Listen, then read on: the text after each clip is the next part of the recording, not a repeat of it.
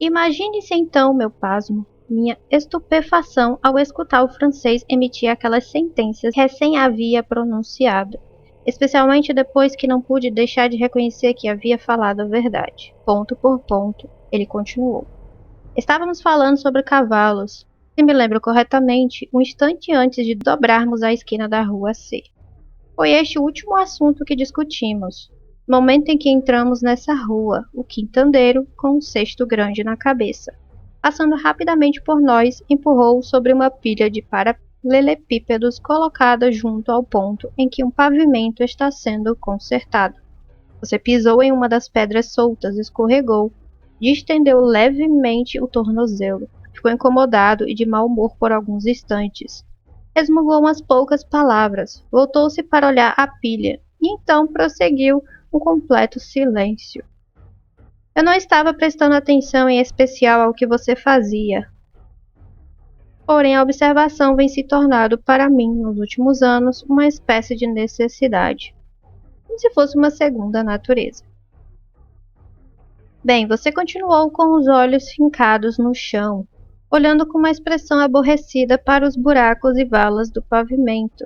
Foi assim que eu percebi que ainda estava pensando nas pedras, até que chegamos àquela viela chamada Lamartine, que foi pavimentada como uma experiência, com aqueles blocos que se superpõem e são rebitados uns aos outros.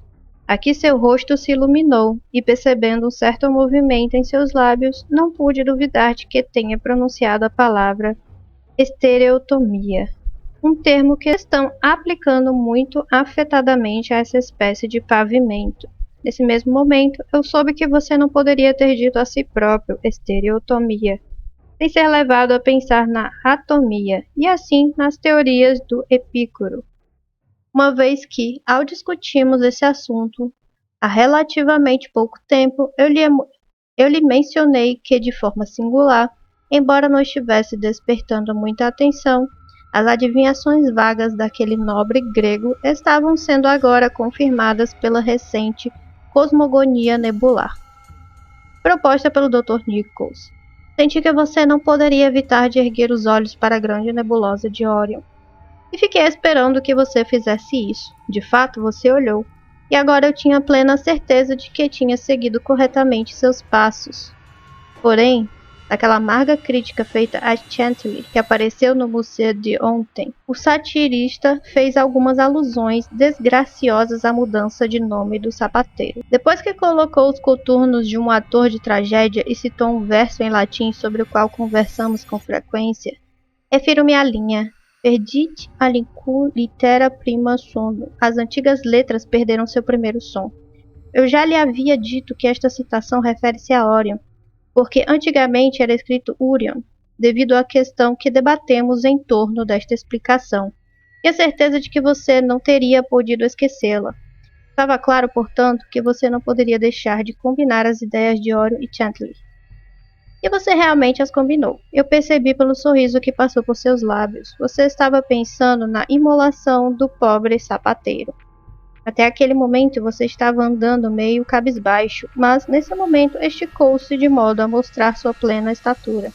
Tive então certeza de que estava refletindo sobre a figura minúscula de Chantilly. Foi nesse ponto que interrompi suas meditações para observar que de fato ele era um sujeito muito pequeno, quero dizer, Chantilly, e que ele teria muito mais sucesso no Théâtre das Variétés. Pouco depois dessa observação do meu amigo, estávamos olhando uma edição vespertina de Gazette des Tribunaux, quando os seguintes parágrafos atraíram nossa atenção. Duplo assassinato. Esta madrugada, por volta das 3 horas da manhã, os habitantes do Quartier-et-Roch foram acordados do sono por uma sucessão de gritos terríveis que partiam aparentemente do quarto andar de uma casa na rua Morgue, onde as únicas moradoras conhecidas eram uma certa Madame L'Espanay e sua filha, Mademoiselle Camille L'Espanay. Depois de algum atraso ocasionado pela tentativa infrutífera de obter a admissão da maneira usual, o portão de entrada foi rebentado com um pé de cabra e 8 ou 10 dos vizinhos entraram,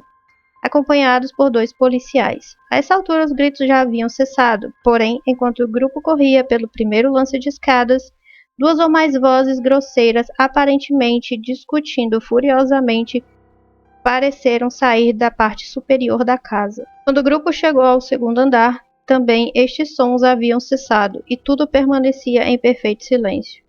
As pessoas se espalharam e correram de cômodo em cômodo, ao chegarem ao amplo quarto na parte dos fundos do quarto andar, cuja porta foi forçada porque estava trancada com a chave do lado de dentro. Apresentou um espetáculo que encheu a todos os presentes não tanto de horror como de estupefação. O apartamento estava na mais completa desordem, o mobiliário quebrado e os pedaços jogados em todas as direções.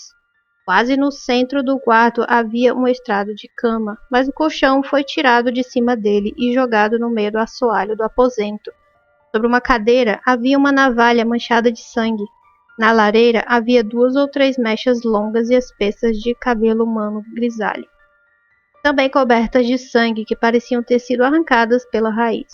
Em diversos locais do assoalho foram encontrados 4 napoleões, um brinco de topázio, 3 colheres grandes de prata, 3 colheres menores de metal Dauger e 2 bolsas, contendo quase 4.000 francos em ouro.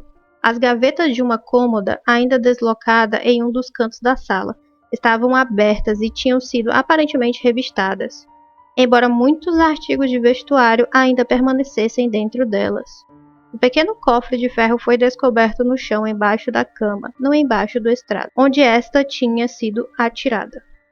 Estava aberto, com a chave ainda na porta. Continha apenas algumas cartas velhas e outros papéis de pouca importância. Não foi encontrado o sinal de Madame L'Espanaye, mas, tendo sido observada uma quantidade de fuligem na lareira, a chaminé foi pesquisada e o cadáver da filha, coisa horrível de se relatar, de cabeça para baixo, foi puxado dali. Tinha sido empurrado para cima através da abertura estreita da chaminé, por uma distância considerável. O corpo ainda estava bastante quente. Quando foi examinada, encontraram muitas escoriações sem dúvida ocasionadas pela violência com que foi empurrado o chaminé acima, e pelo esforço necessário para retirá-lo. No rosto foram achados muitos arranhões fundos, e no pescoço hematomas escuros com sinais profundos de unha, indicando que a defunta tinha sido estrangulada. Após uma investigação completa de cada porção da casa, sem novas descobertas, o grupo entrou em um pequeno pátio calçado, que fica na parte de trás do edifício, onde jazia o corpo da velha senhora com a garganta cortada, a tal ponto que, ao tentarem erguer o cadáver, a cabeça caiu no chão. Tanto o corpo como a cabeça estavam terrivelmente mutilados, o primeiro a um ponto que mal retinha qualquer semelhança com o corpo humano. Para este horrível mistério não existe ainda, segundo acreditamos, a menor pista.